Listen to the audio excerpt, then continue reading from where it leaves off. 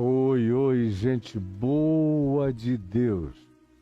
É um prazer para mim que se renova sinceramente todas as vezes que eu abro a palavra, abro os evangelhos e, no nosso caso particular, abro o capítulo de Mateus pertinente ao dia e digo ao Caio, que é meu assistente aqui, onde é exatamente que nós iremos falar e considerar e meditar e pedir luz do Espírito de Cristo Jesus para nosso entendimento no dia de hoje.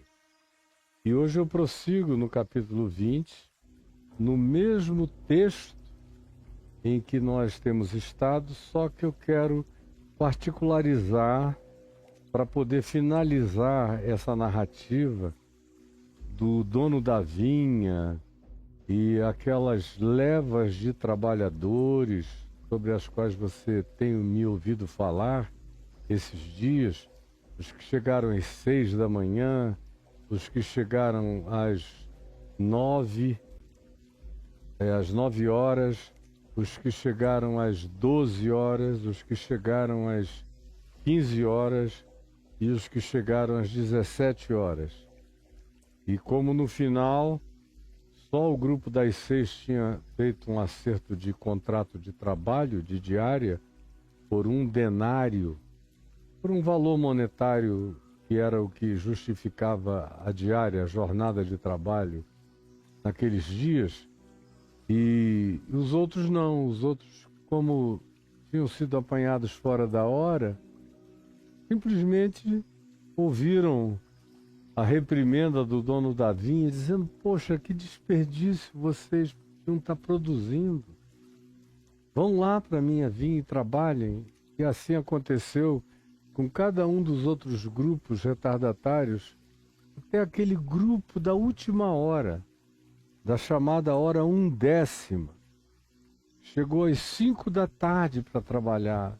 Nenhum dos outros grupos fez acerto de diária. Foram pela fé. Foram crendo que o dono da vinha era um homem bom, justo, generoso. Provavelmente já tivessem tido experiências anteriores com ele, ou soubessem, nem que fosse só de ouvir falar, que ele era uma pessoa correta. E não tiveram medo, creram na palavra dele e foram. E trabalharam sem pensar em remuneração, só com uma lógica na cabeça: seja lá o que ele me dê, eu vou voltar para casa com alguma coisa. É melhor voltar para casa com isto do que porque eu não leve isto, eu fique sem nada. Então é melhor voltar para casa com 10% do que seria a jornada inteira do que voltar sem coisa nenhuma. Com isso aqui eu levo um pão. Agora, se eu disser que não vou e ficar barganhando, eu volto sem nada.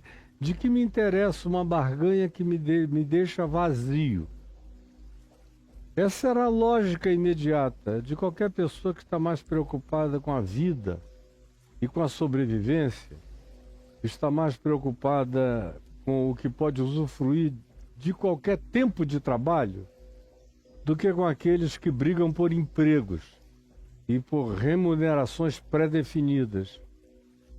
E são esses justamente no nosso cotidiano os que, quando são dispensados ou perdem um emprego, ou de maneira mais tosca são mandados embora de um trabalho ou uma função, de um emprego com todas as garantias, recebem e se vão, geralmente são os que levam mais tempo para se reempregarem.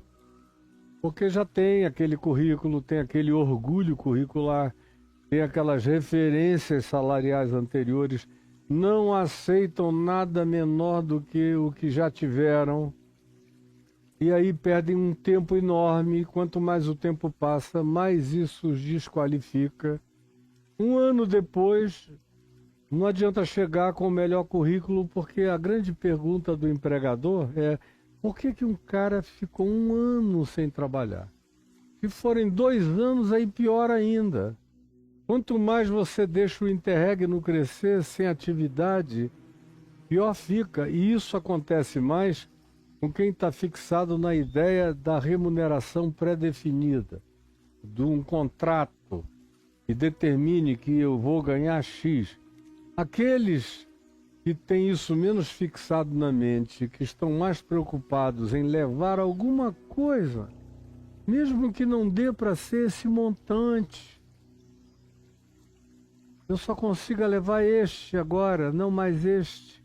Mas este aqui dá para eu pagar o aluguel, comer, beber e sobreviver. Então eu que não posso levar este, que eu estava acostumado com este, levarei este. Mas é melhor ter 10% de alguma coisa do que 100% de coisa nenhuma.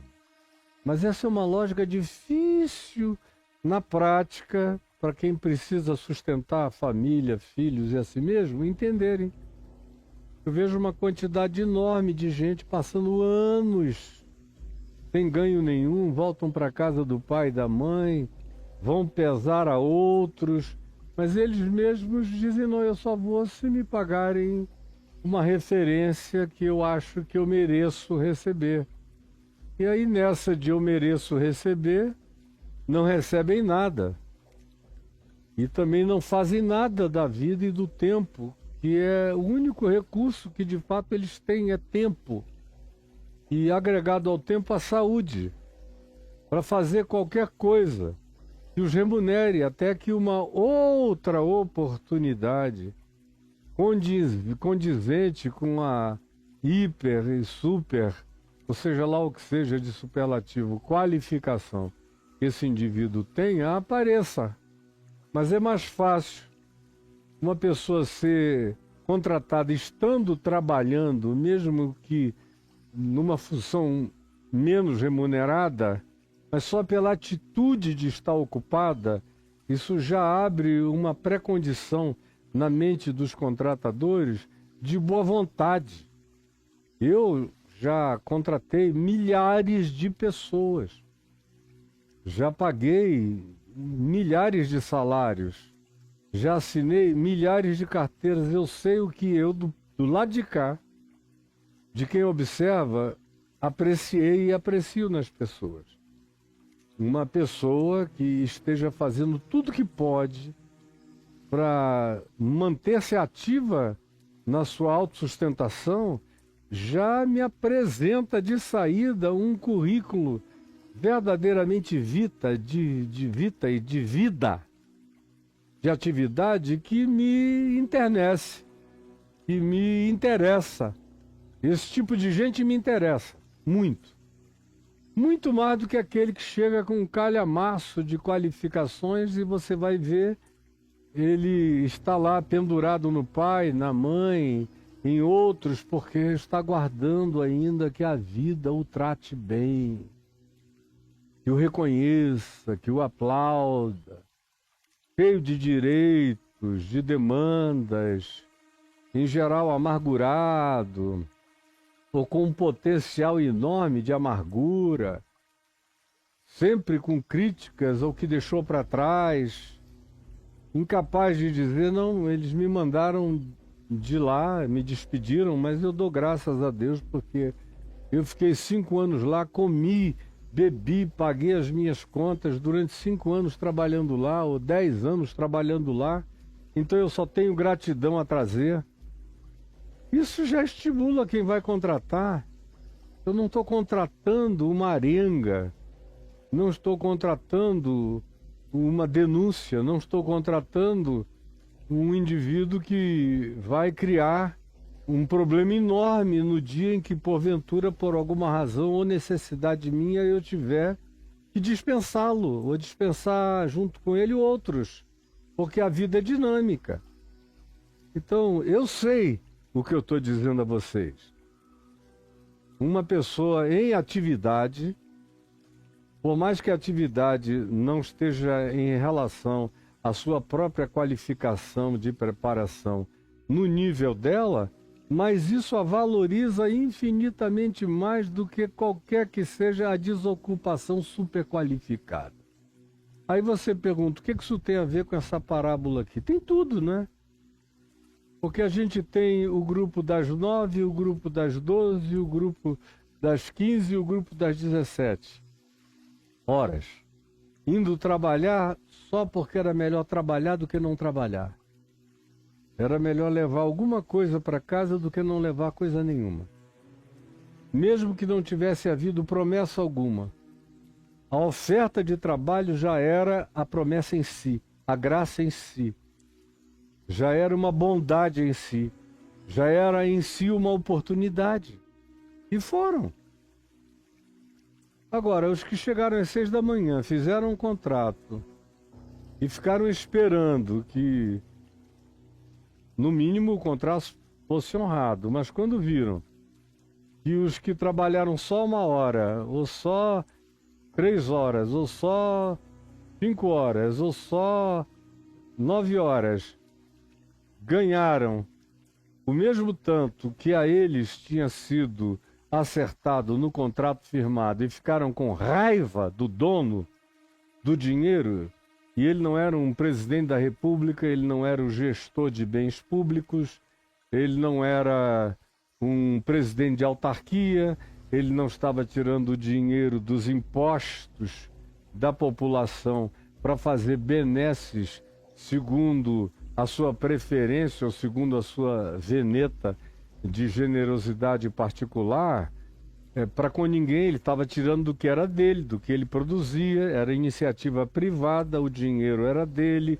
o campo era dele, o investimento para manter as vides era dele, o pagamento dos trabalhadores que colhiam as uvas era dele, o pagamento de investimento nos que pisavam as uvas no lagar era dele, dos que ensacavam as uvas no vinho fermentado, no odre, e a compra dos odres era dele, o processo inteiro era responsabilidade dele, o dinheiro que entrava era dele, ele pagava todos a quem ele devia e ele fazia o que ele quisesse com o dinheiro dele. Se ele quisesse pegar o dinheiro todo e dar aos pobres e pronto, e acabou, era problema dele. O Evangelho carrega essa liberdade absoluta. Por isso a economia que a gente vê Jesus ensinar no Evangelho, ela não é comunista, nem poderia ser, porque comunismo é um sistema fechado, é obrigatório. Se é obrigatório, já não tem a ver com o Evangelho. No Evangelho, tudo é voluntário. Tudo carrega a qualidade do voluntariado, da minha disposição de coração. Obrigatório é a taxa, é o imposto, é aquilo que eu pago ao Estado, seja qual seja a natureza do Estado, pela utilização dos serviços que esse Estado tem que promover para essa comunidade social em geral. Isso é obrigatório. Agora, no mais, essa coisa de eu ter a capacidade de produzir muito e ser obrigado a distribuir equânime e equitativa igualmente do ponto de vista aritmético e matemático, tudo com todo mundo, não é algo que se encontra em Jesus. Em Jesus, quem tem mais, consegue produzir mais, pensa mais, encontra maior qualificação, aproveita melhor as oportunidades, não se diz que ele está cometendo qualquer erro por fazer isso. Por outro lado, se diz que tem gente que tem menos capacidade. Na parábola que a gente vai ver mais adiante aqui no capítulo 24, na parábola dos talentos, você vê isso, ele deu talentos para cada um conforme a sua capacidade de desenvolver aquele talento. Tem gente que recebeu 5, tem gente que recebeu 3, tem gente que recebeu 1. O que recebeu 5 saiu multiplicando. O que recebeu 3 saiu multiplicando, e o que recebeu 1 sentou em cima, não fez nada, abafou, não produziu nada, não gerou nada. De modo que no espírito do Evangelho existe um estímulo à liberdade de produção pessoal, individual. Há um estímulo, especialmente nos dias de Jesus, onde o Estado era o romano e que não se comprometia com o bem-estar popular de ninguém.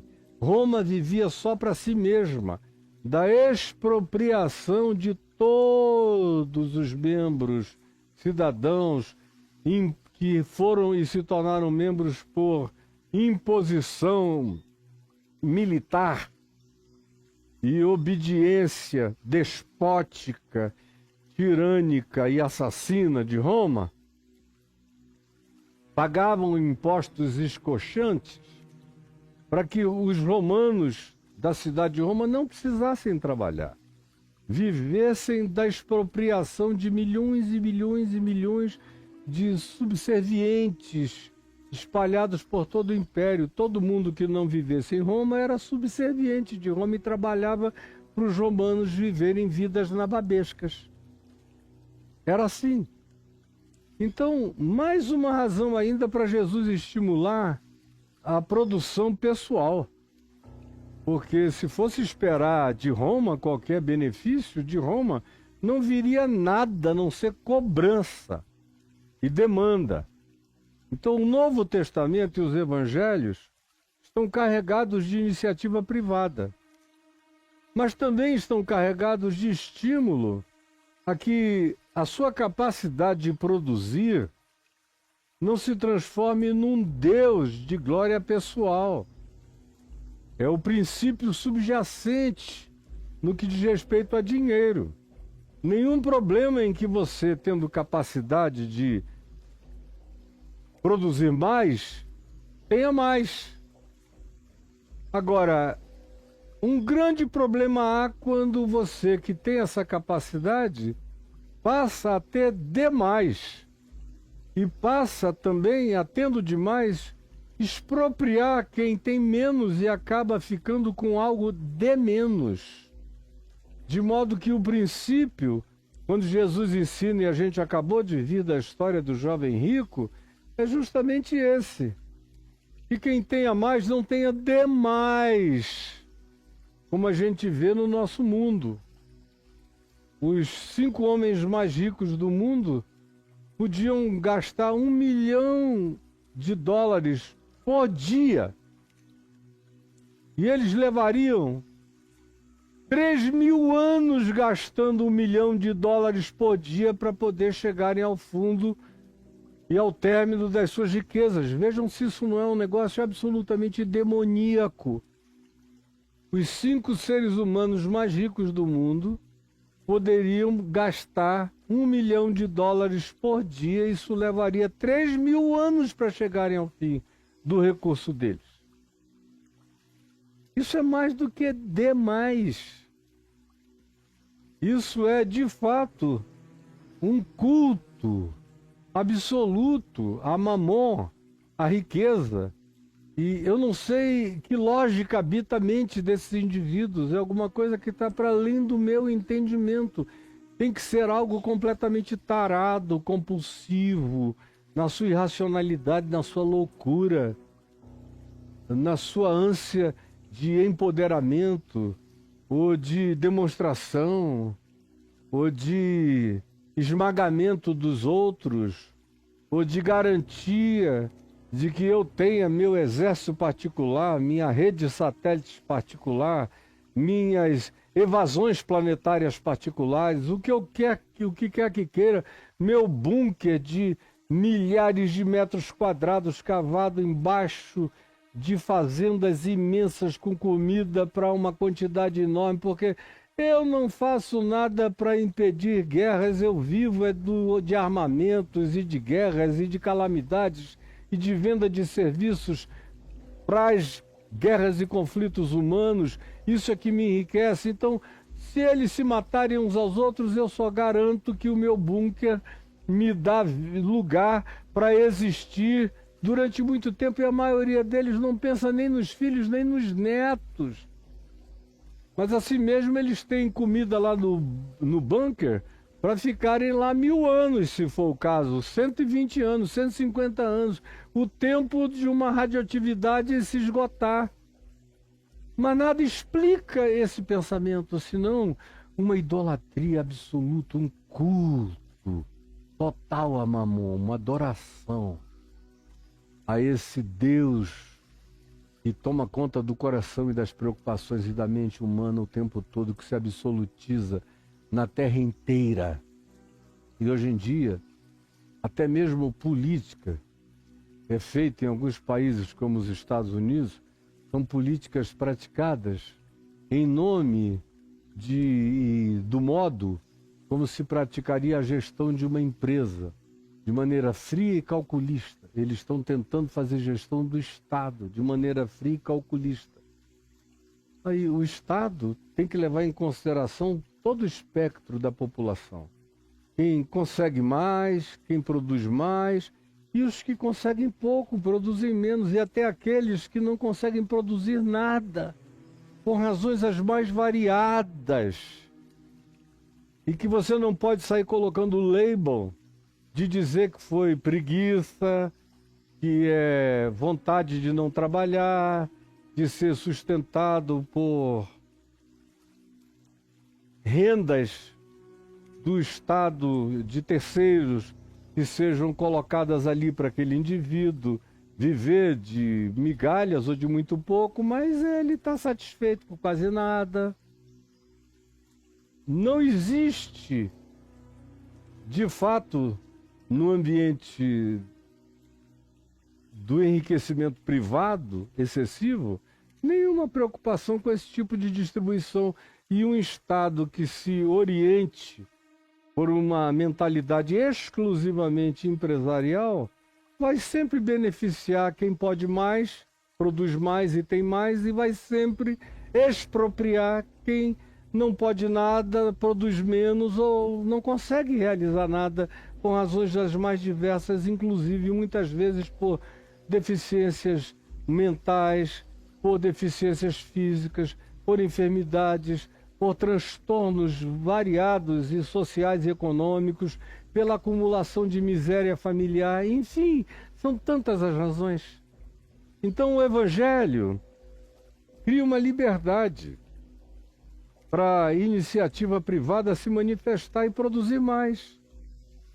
E cria uma demanda para que aquele que pode mais e produz mais tenha também olhar, coração, compaixão, carinho, por quem tem menos pode menos ou não pode nada. Ou não pode nada. De modo que o que eu consigo produzindo mais pode se transformar em juízo contra mim, quando isso se transforma em infinitamente muito mais.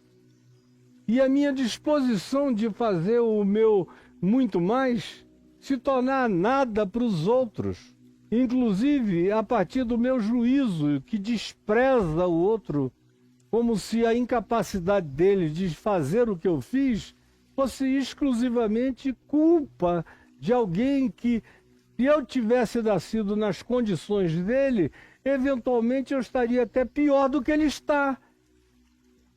O Evangelho, portanto, me ensina, e Jesus ensina, a liberdade do produzir individual e privado, tanto quanto demanda que você que ganhou essa chance e esse meio de produzir mais, seja generoso.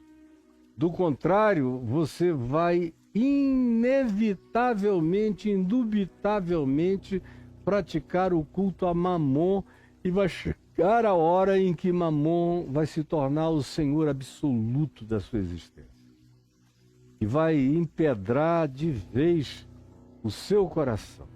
E é isso que vai existir aqui dentro de você.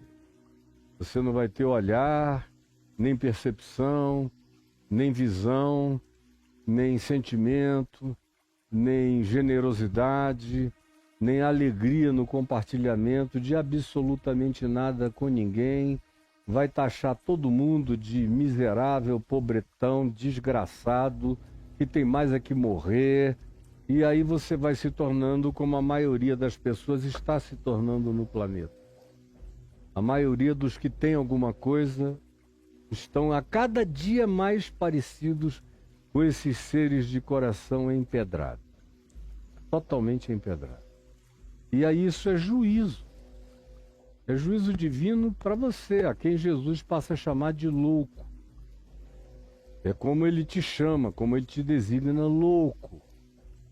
Aqui no Evangelho de Lucas, e o que tu tens, para quem ficará, seu doido, seu maluco, seu idiota? É Jesus, não sou eu que estou dando essa designação, é ele, aqui no Evangelho. Então, dito isto, eu quero que saiba que no Evangelho não existe obrigação, não há comunismo. Essa semana eu estive aqui conversando com algumas figuras que são de centro-esquerda no governo. Duas ocasiões que eu estive essa semana aqui nos ministérios, e num papo lá alguém falou de comunismo. O que eu achava dessa designação, dessa terminologia? Eu acho paupérrima. E acho que ela não cabe num ambiente democrático, nenhum ismo. Como o próprio capitalismo. É uma ideologia, uma doutrina fechada. Numa sociedade democrática, não podem haver doutrinas fechadas. Porque a condição humana sempre demanda que as doutrinas sejam abertas. Sejam de natureza qualificante e não fechadas e alienantes. Sejam provocadoras de espíritos que cresçam em voluntariedade de consciência. Estímulo à voluntariedade de consciência. Estímulo, não obrigatoriedade. Estímulos de taxações menores, de incentivos fiscais, de coisas as mais variadas que deem o estímulo para o indivíduo investir mais em quem não tem, em quem não pode. Agora, ismos de nenhuma natureza ou de nenhuma polarização. O capitalismo fechado é tão demoníaco quanto o comunismo, que se fecha. No Evangelho você tem a comunidade e você tem a manifestação da liberdade de produção de capital pela sua capacidade, pela sua visão de oportunidade, pelos dons que você recebeu e de desenvolvimento. Mas você tem esse estímulo dos céus e deveria ter estímulos da terra, dos incentivos governamentais para que quem produz mais investisse de maneira maior ou tivesse um teto que não seja algo que os coloque na estratosfera do poder, como a gente assiste hoje, por exemplo, nos Estados Unidos da América, que é uma vergonha mundial. Não deveria causar orgulho em ninguém ter alguém que pode pegar os seus bens e ficar jogando fora US$ 1 milhão todo dia, por 3.000 anos, isso não acabaria. Isso é a própria designação de um sistema infernoso, maligno, que está pedindo juízo de Deus contra si próprio. Há um juízo que virá sobre esse estado de coisas. Agora, olhando imediatamente, o que você encontra no livro de Atos dos Apóstolos, no capítulo 4, não é comunismo. O que você encontra ali é cada um conforme as suas posses, dando voluntariamente, ou seja, se quisessem, aquilo que achavam que deveriam doar. E colocavam para ser distribuído para quem? Para o sustento dos apóstolos? Não. Era para os pobres, as viúvas e os órfãos. Essa é a designação do dinheiro em Atos, no capítulo 4, quando a comunidade viveu, a igreja viveu um período comunitário de distribuição e ninguém passava fome entre eles e tudo que eles tinham lhes era comum. Mas isso não era obrigatório. Quando Ananias e Safira fizeram aquela confabulação conjugal de dizer vamos mentir para eles, e de fato nós vendemos uma propriedade que nós recebemos por ela isto mais isto. Então vamos esconder isto e vamos levar lá para a igreja só isto e dizer que isso foi o todo que nós apuramos na venda. Aí Ananias foi sozinho e falou, está aqui, Pedro, o todo que eu apurei na venda da minha propriedade. Pedro não estava afim disto mais isto. Ele só estava afim de uma coisa, que ali não se introduzisse a perspectiva da mentira entre eles. É só o que está em questão, a mentira. Aí ele diz, Ananias, por que tu estás mentindo ao Espírito Santo? Porventura, o terreno não era teu, a propriedade? A venda, o que tu apuraste na venda, é todo teu. Você não tem obrigação nenhuma de trazer nada para cá, de doar nada aqui. Mas por que tu estás mentindo? É tudo teu. Por que tu não fizeste o oposto? Ou seja, não precisavas teres trazido nada. Mas não vem mentir. Por favor, não vem mentir. A gente está lutando contra a mentira, que é o poder do diabo, que é o mentiroso, que é o pai da mentira, que mente e é homicida desde o princípio, com todas as nossas forças, e você vem introduzir mentira em nome de uma pseudo-devocionalidade. Aí na mesma hora o Ananias caiu duro, teve uma crise cardíaca, morte súbita, caiu duro. E naquele tempo não havia atestado de óbito, nem nada disso. Aí vieram os rapazes, pegaram o corpo de Ananias e levaram para alguma sepultura, ou da família dele, ou seja lá qual fosse o lugar, o cemitério, onde ele foi sepultado. Algum tempo depois, entra naquele lugar, naquele cenáculo onde Pedro estava, a mulher dele, Safira. E aí Pedro olha para ela e ela vem sem saber de nada do que tinha acontecido com Ananias, seu marido. E Pedro perguntou a ela, Safira, dize-me, por quanto vocês venderam aquela propriedade? E aí ela, repetindo o marido, falou, olha, por isso aqui, um valor X. Aí Pedro disse, Safira, por que semelhantemente ao teu marido, tu mentes ao Espírito Santo? Você não crê que Deus é vivo? Que Cristo Jesus ressuscitou dos mortos? Que nós não somos e não fomos chamados para ser o povo da mentira, nem da hipocrisia, mas o povo da verdade, da sinceridade e da liberdade. Tudo que você tem é seu, você não é obrigado a trazer nada, mas não venha trazer mentira, porque a mentira é que não é tolerada. A gente não vive de dinheiro, a gente aqui nessa comunidade está tentando viver de verdade. Olha, aí atrás de ti estão os jovens que acabaram de sepultar o teu marido porque mentiu ao Espírito Santo. E não tem a ver com dinheiro, tem a ver exclusivamente com essa disfarçatez que é o próprio diabo entrando dentro da comunidade. Nós não queremos isto. E eles levaram teu marido e levarão a ti também na mesma hora. Safira teve também uma morte súbita e foi sepultada.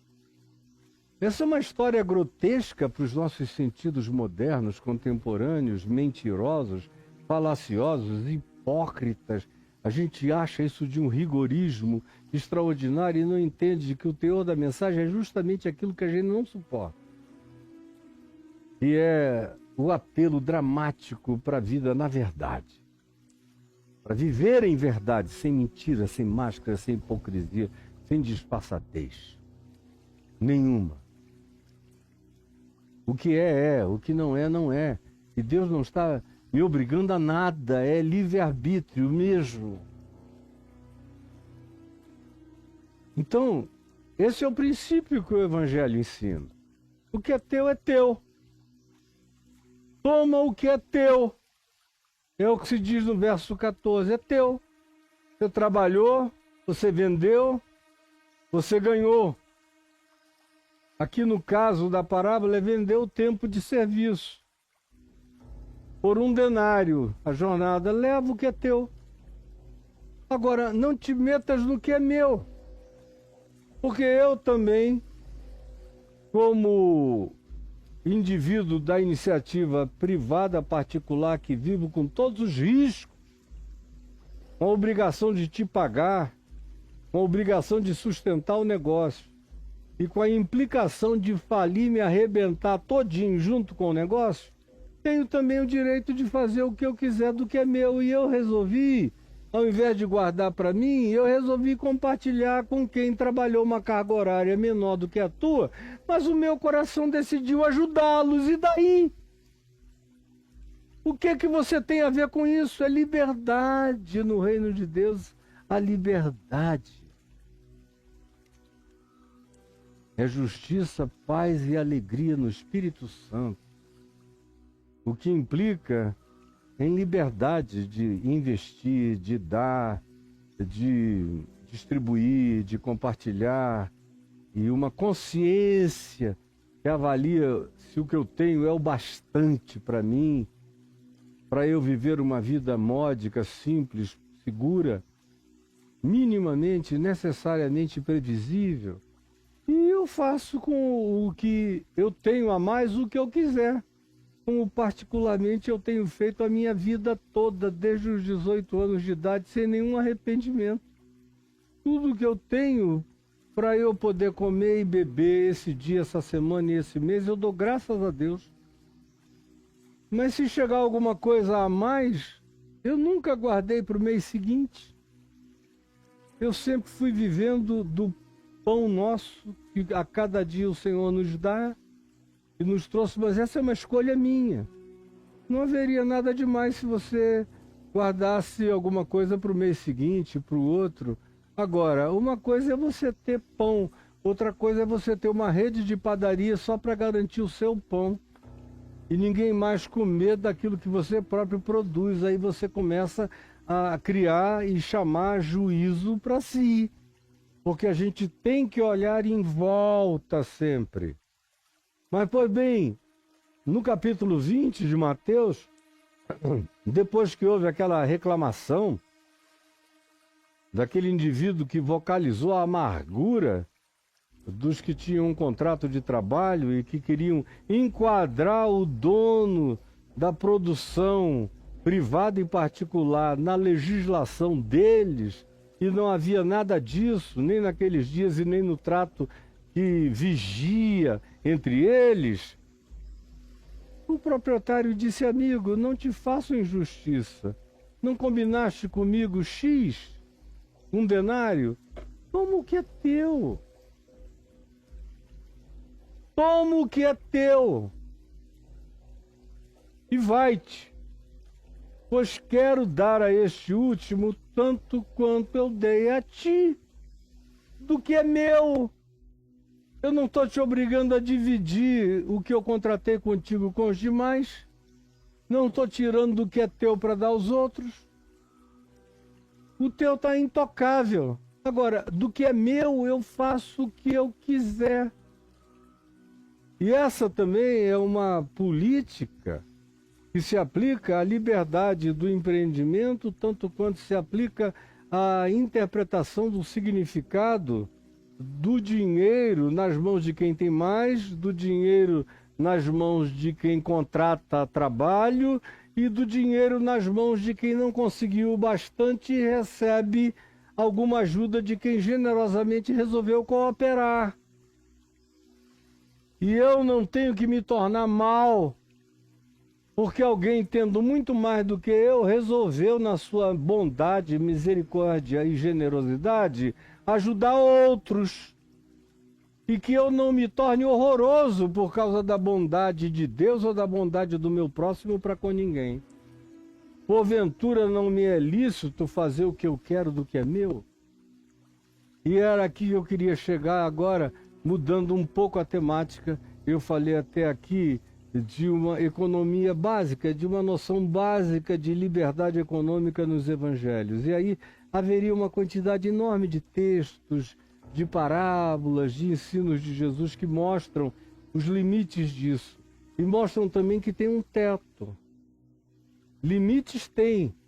Não existe nenhum ismo determinante, nem comunismo que fecha para tudo, e nem capitalismo que abre para quem ganha indefinidamente, o céu é o limite. Não tem limites, porque a gente vive num planeta com recursos limitados e com uma população que não é igual.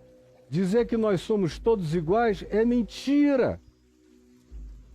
É mentira, nós somos iguais na nossa essência diante de Deus. Diante de Deus nós somos todos iguais. Mas em relação uns aos outros, nós não somos iguais. Tem gente com uma inteligência muito maior. Tem gente que nasceu num lar, numa família estruturada, com bens que vem passando de pai para filho, com recursos e possibilidades bem diferentes de outros que nasceram de escravos, escravizados, acorrentados, diminuídos, acachapados, proibidos. E você vem dizer que nós somos todos iguais? Nós somos todos iguais para fins de recebermos todos o mínimo necessário para cada um ter a chance de botar o pé no mesmo patamar de onde começam a haver as liberdades de desenvolvimento, de criatividade, para que cada um cresça, apareça, se desenvolva, produza, vá adiante. Mas essa plataforma só aparece depois de um tempo. Originalmente as diferenças são galopantes, são gritantes, são estelares. Não dá para eu me comparar com quem nasceu em outras circunstâncias. Eu sei o quão favorecido eu sou de ter sido neto do meu avô, filho do meu pai, e de ter tido tantas pessoas na minha vida, tantas oportunidades. Não é a mesma coisa quando eu olho para outros. E o que é que o meu coração sente? Responsabilidade no sentido de diminuir o gap, de ajudá-los, de facilitar, de promover, de incluir, de estimular. É o que eu fiz e tento fazer a vida inteira, sabendo que também existe um teto. Se não existe na economia ou na ideologia, mas existe no Evangelho um teto pelo qual eu deva me orientar, a partir de cujo volume as coisas começam, ao invés de serem bênção e prosperidade, começam a ser atração de juízo contra a minha vida. Porque tanto mais quanto eu não tenha tetos nem limites, menos olhar e coração eu tenho para perceber o drama e a dor do próximo. Dito isto, eu introduzo um subtema nessa questão. Preste atenção em mim. Está me olhando? Toma o que é teu e vai-te. Que tem a ver com tudo. Nesse caso aqui tem a ver com esse salário e tudo mais, mas tem a ver com tudo. Se você pegar essa expressão e observar, você vai ver que a aplicação dela é indefinida. Toma o que é teu e vai-te. Vai fazer o que você quiser do que é seu. Vá multiplicar, vá tomar decisões. Eles não ficaram satisfeitos comigo, nem com a correctness da minha palavra, que foi exatamente o que eu comprometi a fazer com vocês, me comprometi a dar. Não gostaram do bastante? Não tenho o que dizer quanto ao que receberam, mas tem sentimento de inveja amargurada em relação a mim por ter dado a mesma coisa a outras pessoas que trabalharam uma carga horária menor do que vocês? Bom, isso nos coloca numa perspectiva de natureza cognitivo-epistemológica e que nos mostra como cada um ser humano nesse mundo tem uma tendência horrorosa de querer assumir algum tipo de visão que projeta condicionamentos para Deus. Todos nós. Vamos esquecer o que eu falei esses dias sobre a lei, porque aqui no contexto do Novo Testamento isso tem a ver ou com os discípulos, que Jesus estava curando o coração deles daquele quanto a nós, que deixamos tudo por amor a ti, e falando para os publicanos, para os fariseus, para os saduceus, para os escribas, para os acadêmicos da religião, para os líderes religiosos que também tinham uma demanda com Jesus, semelhante àquele irmão mais velho do filho pródigo que achava que porque ele tinha mais tempo de serviço na casa do pai, ele tinha que ser tratado com uma deferência especial por Deus ou até por Jesus, no caso dos escribas e fariseus. Por que que ele dá atenção aos pecadores, a esse povo que nada sabe da lei? Em relação a nós, ele só nos responde quando a gente pergunta. É porque vocês só fazem perguntas cretinas, recebem cortantes respostas divinas. Mas isso eles não queriam perceber. Isso é o ambiente imediato da parábola em questão, sobre a qual a gente já viu algumas horas. Agora aqui, eu quero só ficar com esse tomo que é teu e aplicá-lo a qualquer coisa que você queira. Eu vejo toda hora uma pessoa ver uma orca comendo um leão marinho. Aí, ai meu Deus, que coisa horrível! Uma orca comendo um leão marinho. Aí eu digo, mas por que que você está assim? Essa orcona comendo um leão marinho. Meu filho, minha filha, você come ovo de galinha, você vai ali no mercado e compra uma galinha já depenada, um frango, traz para casa e assa, ele também é pequenininho, vivo. Mas só porque tirou do ambiente do galinheiro e colocou numa plataforma congelada, parece até que virou outra coisa que você está comendo. E assim é tudo mais na sua vida. Aí quando você vê uma orca comer um leão marinho, você diz, o que está errado com o universo, Caio? Nada, meu filho. Antes de surgir esse bostinha que é você, com essa cabecinha de caca que é você, com esses bullshits dos seus supostos pensamentos, da sua presunção filosófica, as orcas já comiam os leões marinhos há bilhões de anos no planeta. E nunca houve destruição dos mares, o planeta nunca sofreu com isso, os leões marinhos não foram extintos. A natureza sabe o seu lugar de equilíbrio. Nunca ninguém tem mais sobrando na natureza. As orcas não estocam leões marinhos em lugar nenhum para o ano seguinte. Quando elas estocam é gordura, comem a gordura para o tempo difícil. Como fazem os ursos brancos no Ártico. Comem para poder estocar a gordura para hibernação, mas não guardam em lugar nenhum e a natureza continua o seu processo em equilíbrio constante. Não há nenhuma desarmonia jamais. Não houve até que nós, que temos esse olhar moralista, que queremos enquadrar a natureza no nosso olhar moral, que queremos enquadrar Deus no nosso olhar moral, aí perguntamos, ó Deus, aonde estavas tu? Por que tu deixastes que uns que não mereciam tanto ganhassem alguma coisa e quem trabalhou mais ganhasse só aquilo que lhe era devido? Como é a questão original no texto. Por que tu estás praticando essa maldade de seres tão generoso? Ou então, ó Deus, por que pessoas que já tiveram uma vida, uma proliferação de coisas que são consideradas transgressões de mandamentos religiosos ou divinos, que está, tenham saúde, sejam bonitos, tenham boa estatura, prossigam na vida, e lá adiante se deem bem, e casem bem, e tenham filhos saudáveis, e equilibrem a existência, enquanto eu que fiz tudo certo,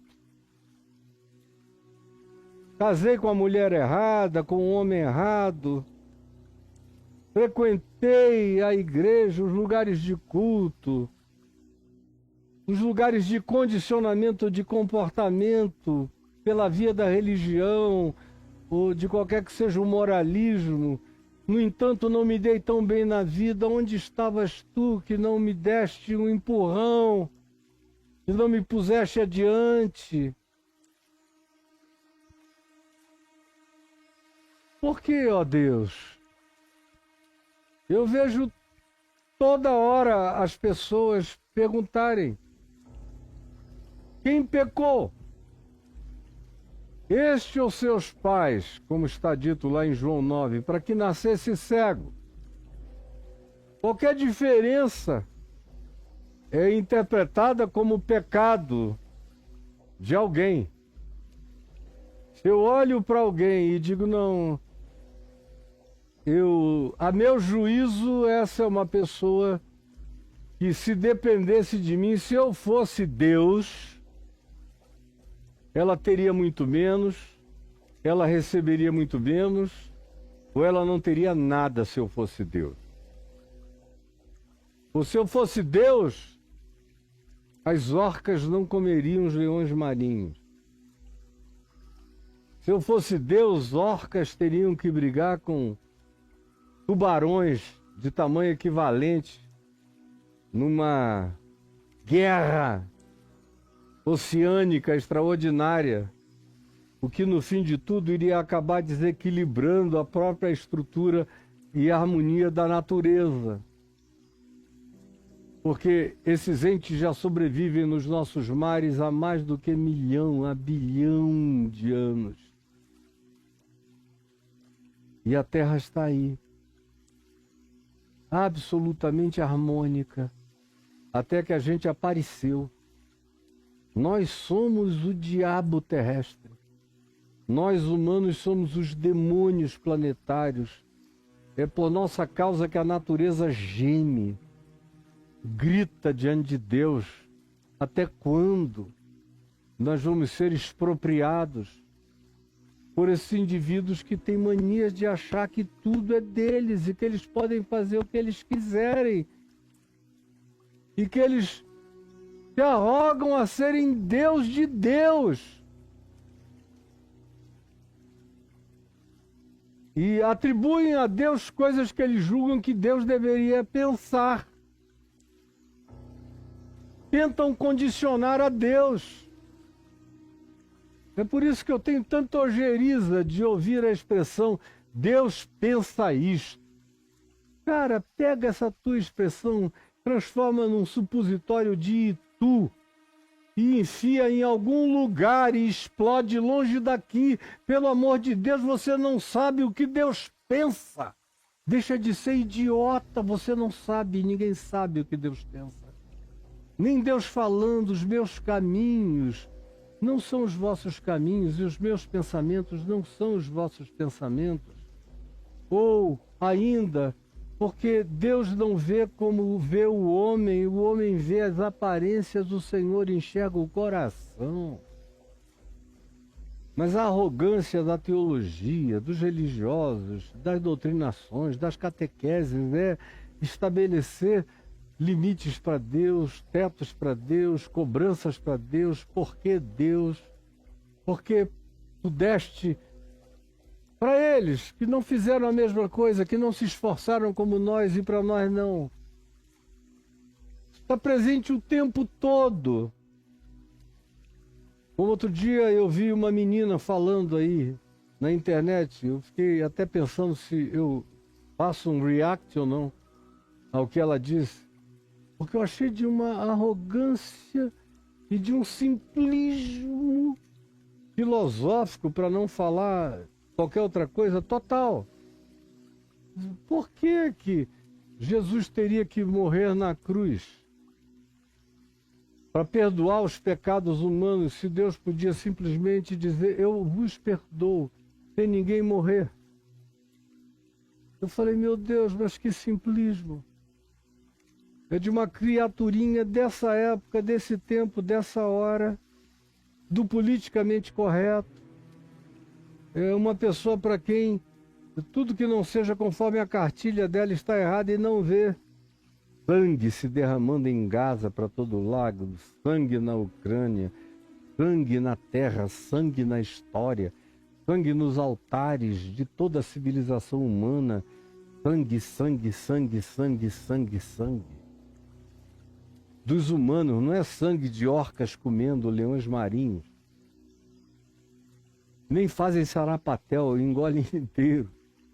Não, é sangue de gente matando gente para tomar posse, para tomar terra, para tomar recursos minerais, para apanhar minerais raros, para qualquer que seja e por qualquer que seja a razão, é perversidade de dominação, de controle, de extensão, de ganho de poder, para escravizar os outros, é perverso.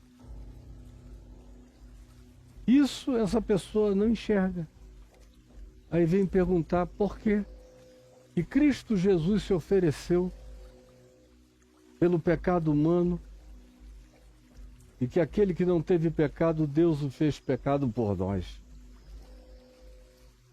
Eu teria 1 trilhão de coisas a dizer àquela pessoinha. Mas eu achei de uma estupidez elegante, uma menina de boa aparência, se expressa com uma certa vernacularidade. Eu não sei se ela estava lendo um TP, mas parecia bem fluente nas expressões, mas a premissa de onde ela partiu totalmente equivocada, mas faz parte dessa coisa de querer determinar o que Deus deve pensar. Deus deve pensar como eu. Deus deve decidir conforme eu decidiria. Deus deveria julgar conforme os meus julgamentos. E é isso que está presente aí no seu coração, é essa blasfêmia todo dia, toda hora, o tempo todo. E Jesus diz, olha, cara, você não deveria nem estar aqui. Agradeça que você foi chamado à existência. É melhor ser do que não ser. Você está aqui. E ganhou, inclusive, pelo livre-arbítrio, a prerrogativa de fazer perguntas idiotas como a sua, sem receber nenhuma punição por isso. A punição é sua contra você mesmo. É a atrofia da sua alma, da sua mente, do seu espírito, pelo que você escolhe fazer da sua própria vida. Quando escolhe, quando não é uma determinação de terceiros sobre você. Mas quer saber? Pega o que é teu. Toma o que é teu e vai viver a tua vida. Com as consequências e com as implicações de quem quer ser Deus para Deus. Toma o que é teu. Vai-te daqui, pois eu quero dar o que eu quiser, a quem eu quiser, como eu quiser. E você não tem absolutamente nada a ver com isso.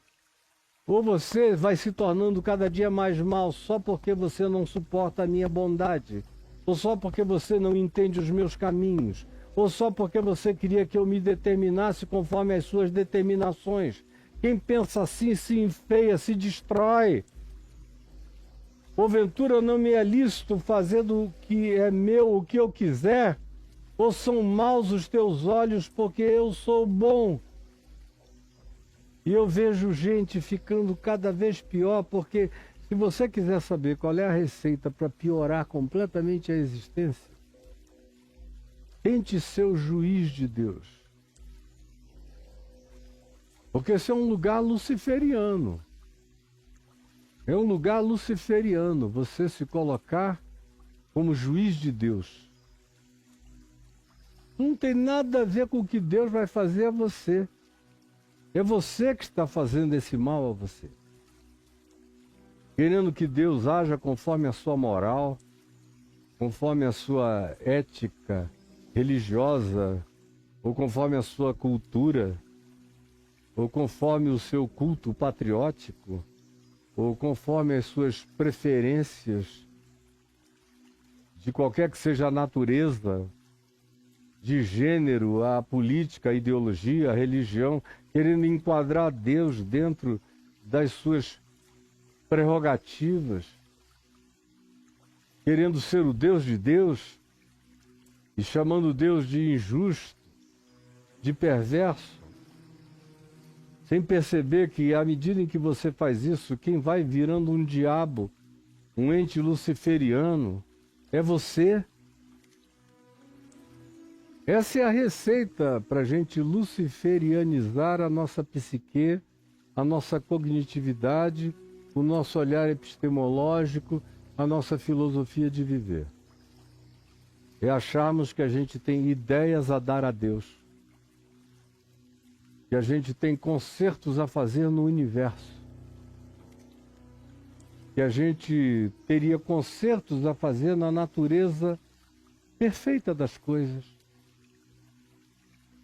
sobre as quais a gente projeta a nossa moral, o nosso olhar religioso, a nossa interpretação párquia, pífia, precária, pobre, burra, estúpida, contra a perfeição das coisas criadas, conforme a harmonia que elas mantêm bilhões de anos antes da nossa estúpida existência aparecer aqui.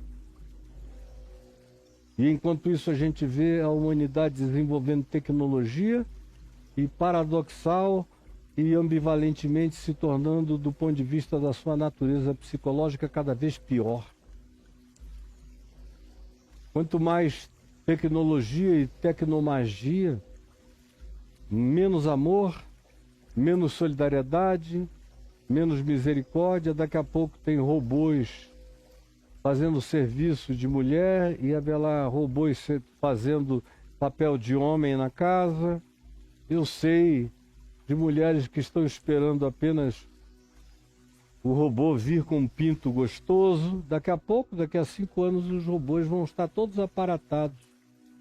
No máximo 5 anos, com genitália idêntica a uma genitália feminina, uma pelvis totalmente feminina, uma pele, já conseguiram criar peles idênticas à pele humana, uma sensação de carne cobrindo a estrutura esquelética, robótica, de tal modo que serão como carne sobre os nossos ossos, o que haverá nos robôs, bocas macias.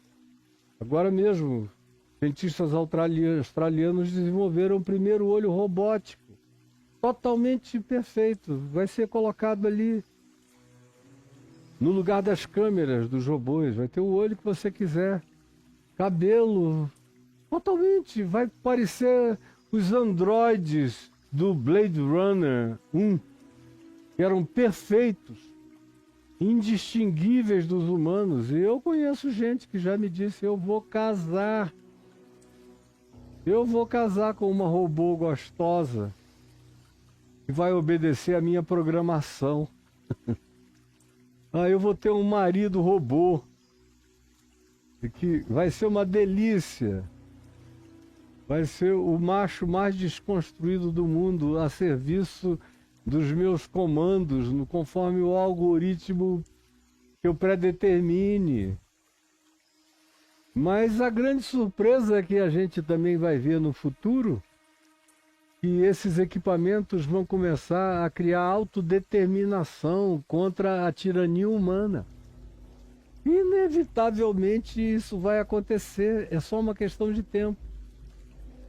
Mas eu estou falando é que, apenas ilustrando o fato de que tem gente que diz: o mundo para mim será ideal quando inclusive o meu companheiro ou a minha companheira for um ser criado por mim para mim, de acordo com a minha escolha, imagem e semelhança, como hoje eu fiquei vendo. Os 14 filhos do Elon Musk, todos nasceram in vitro, com ele determinando o sexo masculino para cada filho. Ele não queria ter mulheres. Aí nasce um menino de vitro que se sentia mulher e que fez uma operação transgênero. E ele ficou com tanto ódio que expulsou e não fala. E rompeu relações com essa filha que ele determinou que tinha que ser homem, desde o vitro. Esse espírito é aquele para o qual Jesus diz: pega o que é teu e vai-te daqui, cara. Você não nasceu para a vida real, para o mundo. Você não tolera generosidade, nem compaixão, nem misericórdia, nem espontaneidade. E você fica querendo corrigir a Deus, a perfeição de Deus, a existência e conclusão. Os teus olhos vão ficando maus. E só para eu concluir aqui, chega uma hora e que os olhos da gente ficam tão maus, a nossa interpretação se torna tão perversa, que a gente se torna diabos incuráveis. É o que Jesus chama em João, no capítulo 8, de filhos do diabo. É um negócio forte, vindo da boca de Jesus, é uma expressão violenta.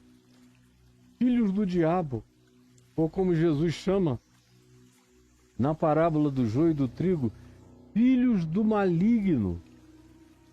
Ou como ele chama em Lucas 16, na parábola do administrador infiel, filhos das trevas,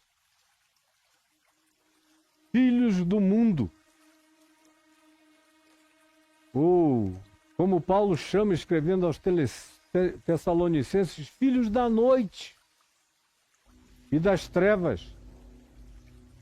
Ou como Paulo disse ao mágico, ao bruxo feiticeiro, que se lhe opunha enquanto ele evangelizava o procônsul Sérgio Paulo, e ia abrindo o coração, estupefato, com a sabedoria, com a mensagem do Evangelho que Paulo trazia, anunciando a graça de Deus em Jesus, e o cara se metendo,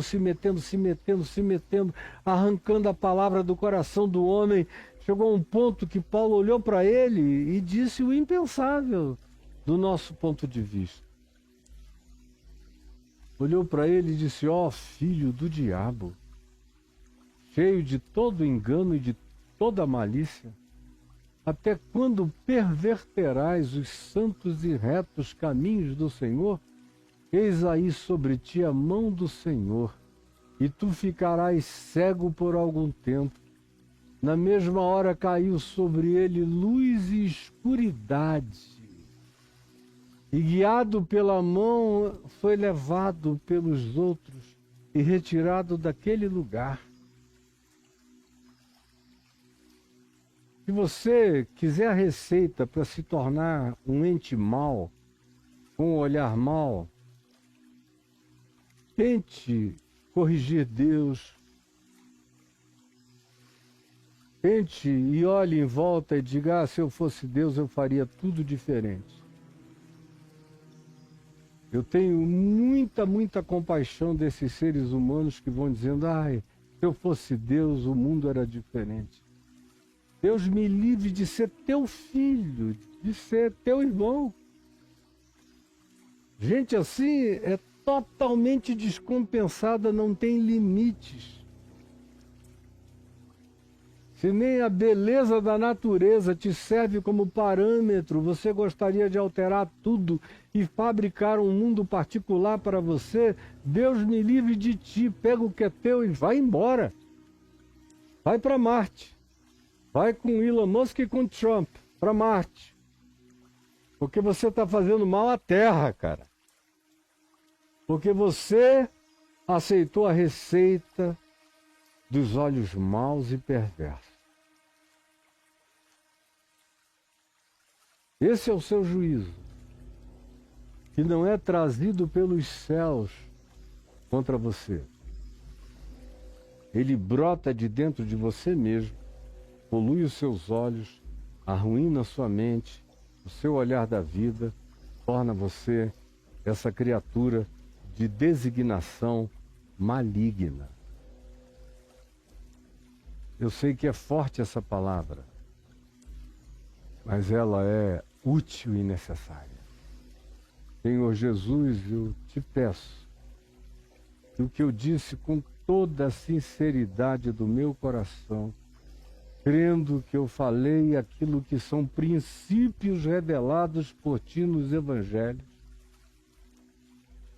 cure a mente, o coração, as ideias fixadas, engessadas,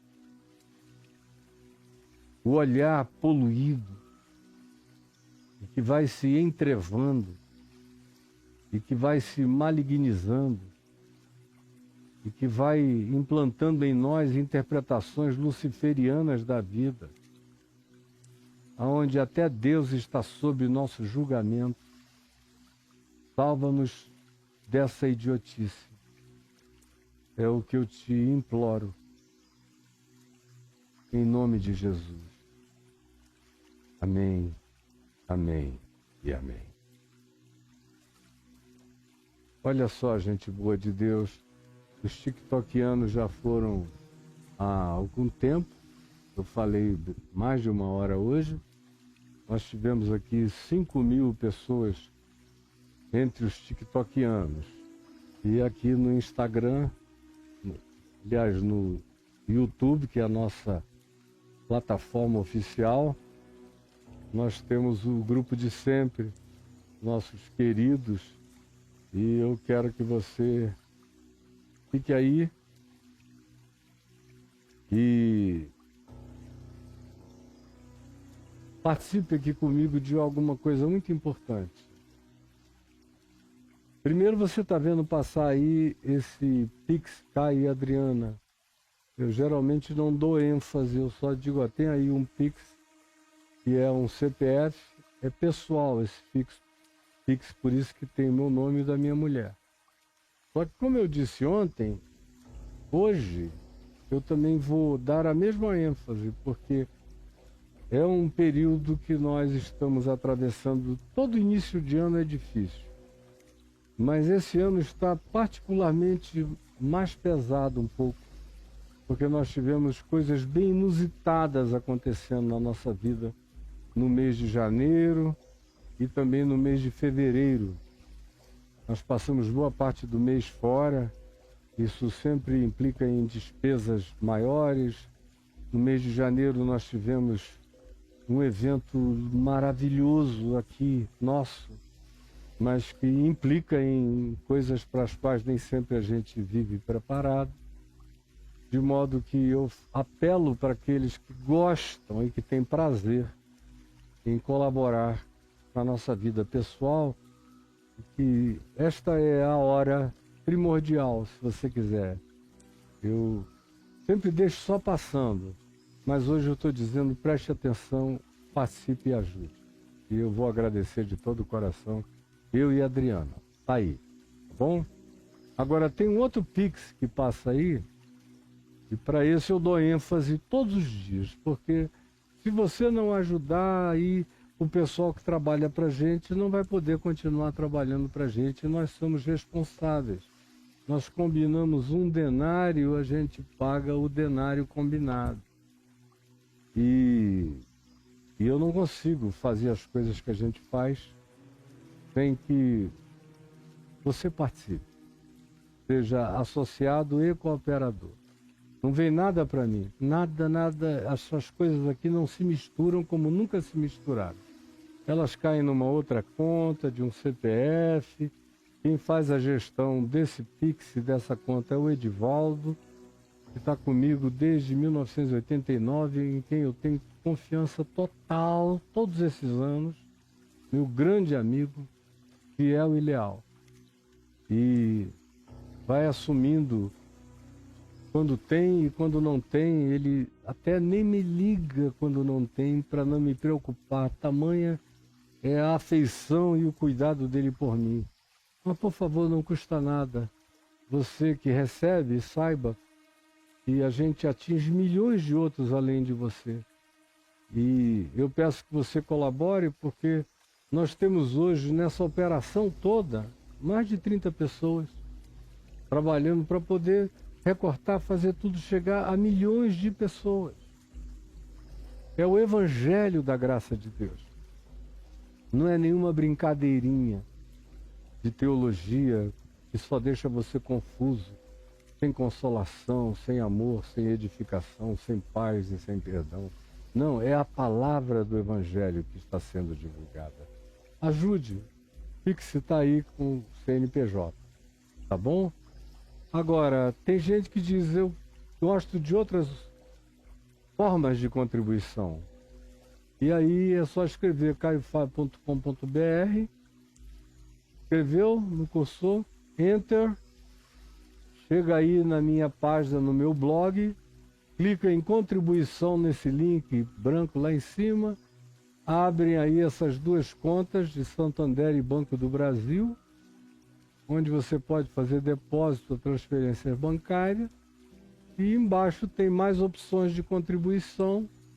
Passa esse log verde, você entra outra vez no Santander e Banco do Brasil, é a mesma conta, são as mesmas informações. E embaixo, para quem prefere, tem cartões de crédito, Visa, Master, American, Diners Club, Elo, para uma contribuição programada para diante ou uma contribuição única. Embaixo tem o PagSeguro, que você sabe exatamente como usar. E para quem vive no exterior tem o PayPal. Você entra e pode nos ajudar do exterior para cá, tá bom? Agora, chegou a hora de falar o que me dá mais prazer em anunciar, que são os meus cursos, porque eles vão fazer você dar um salto adiante do que você recebe todo dia. No Instagram é tudo muito curto. No TikTok é a mesma coisa, são recortezinhos, nesgas. É aqui no YouTube onde eu deixo os conteúdos mais extensos, como esse ensino de Mateus. Mas nos meus cursos é onde eu entrego aqueles conteúdos sequenciados, com algumas reflexões um pouco mais aprofundadas e que atende à demanda e ao interesse. Atende à demanda e o interesse de muita gente que quer além do que recebe. Eu aqui no YouTube, por exemplo, onde eu não tenho limite de tempo para falar, eu entrego a média ponderada da compreensão. Não dá para aprofundar nada demais, porque eu estou querendo alcançar um público a gente tem praticamente 1 milhão de pessoas lá. Agora, nos meus cursos não, é onde eu quero provocar mais, quero produzir mais reflexão, entendimento e quebrantamento e devocionalidade lúcida no coração das pessoas, no seu coração. Então tá aí, caiofabio.com.br/cursos. Escreva, botando /cursos e enter. Entrou? Caiu aí nos cursos. Clica em cada um deles, eu mesmo apareço num vídeo dentro explicando. Reconexões, vai lá, eu estou dizendo, eu vou te explicar aí dentro o que é o curso, o que ele oferece, o que ele entrega. São 200 aulas de 10 minutos, cada uma para você fazer. Começa antes da fundação do mundo e termina depois do Apocalipse. Você entender, ter um panorama lindo do Evangelho na sua consciência, saber ao que você serve enquanto vive. Reconexões e com a variação temática que cobre uma quantidade enorme de temas e que você não pode nem imaginar a temática, a quantidade de temas que estão aí disponibilizados para você. Só entrando e vendo. 10 minutos todo dia. Ao lado aí tem Jesus, a chave hermenêutica, que é o que vai ajudar você a entender os evangelhos, entender o Novo Testamento e entender o Velho Testamento e entender o Alcorão e entender o que você quiser ler. Tanto faz. Você vai ter Jesus como referência absoluta, como mira exata, de modo que você não vai errar o alvo na sua compreensão. Está tudo aí. Jesus é a chave hermenêutica. E assim nos demais cursos, todos disponibilizados. Dentro de cada um deles a mesma coisa. Eu entro explicando o que aquele curso entrega e oferece a você. Vá lá e faça isso você mesmo, tá bom? Agora, eu estou me preparando, já tem 2 anos, para lançar um curso que eu não lancei antes, por perceber a profundidade da imaturidade das pessoas. Então eu tomei uma decisão. Estava primeiro arrumando aqui esse estúdio, foi também onde eu gastei dinheiro que eu não tinha para fazer esse estúdio aqui ao lado. Você não pode ver agora, acho que está todo modificado. Seu lugar onde eu vou gravar esse curso, a área 51 do Evangelho. Mas é um curso que tem pré-requisitos e pré-condições. Só vai poder se inscrever nesse curso quem tiver adquirido o Reconexões, o Jesus, a chave hermenêutica e o Ativar. É pré-condição para você entrar no área 51 do Evangelho. Porque eu quero gente que tenha passado de um certo nível de compreensão básica, para poder entender isso que você nunca tratou em nenhuma igreja, em nenhum grupo religioso cristão, em nenhuma universidade, em nenhum lugar. É uma área proibida e cercada. Agora, tem alguma coisa ilícita? Não. O único problema do acesso a essas informações é a burrice, o preconceito e o fanatismo. Por isso, o Reconexões, Jesus, a chave hermenêutica e o Ativar são essenciais, porque tiram essa burrice, esse preconceito, esse fanatismo, dilatam a sua mente, preparam você para receber muito mais. Muito mais. Então, vem aí área 51 do Evangelho. Mas, por enquanto, eu estou oferecendo, porque eu estou produzindo, e amanhã é dia de gravar, o Poder dos Salmos. Amanhã eu vou gravar o Salmo 77. Olha aí, o Poder dos Salmos. Já está à venda, já está disponível, já está acessível, já está totalmente ao alcance da sua mão. É só você entrar aí no caiofabio.com.br/cursos. Aí você pergunta, por que está à venda? É porque tem gente trabalhando Não sou eu sozinho, tudo tem gente trabalhando, recortando, editando, produzindo. Eu não sei fazer nenhuma vinheta dessa, eu não sei nada. A única coisa que eu sei é o que eu entrego aqui. O resto eu preciso de terceiros trabalhando. Tem gente lá recebendo pedido, tem gente respondendo, tem gente tirando dúvida.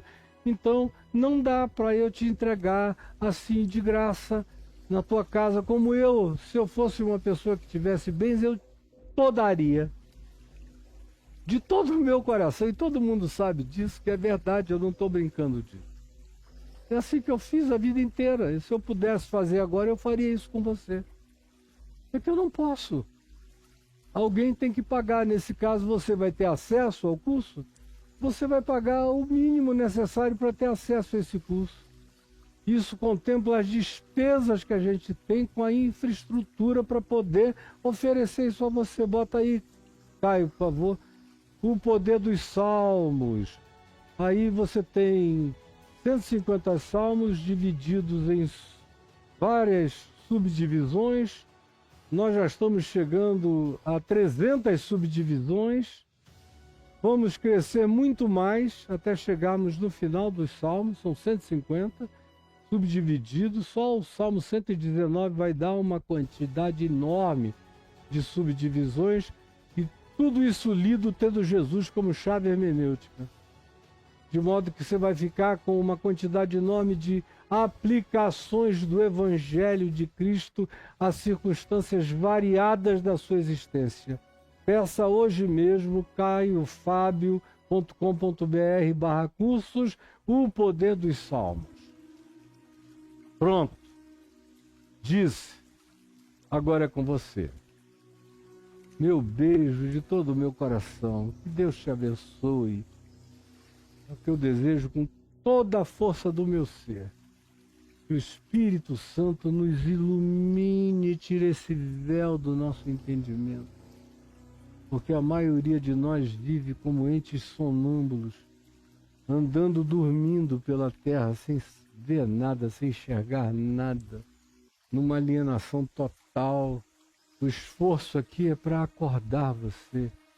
Desperta, ó tu que dormes. Levanta-te de entre os mortos e Cristo te iluminará.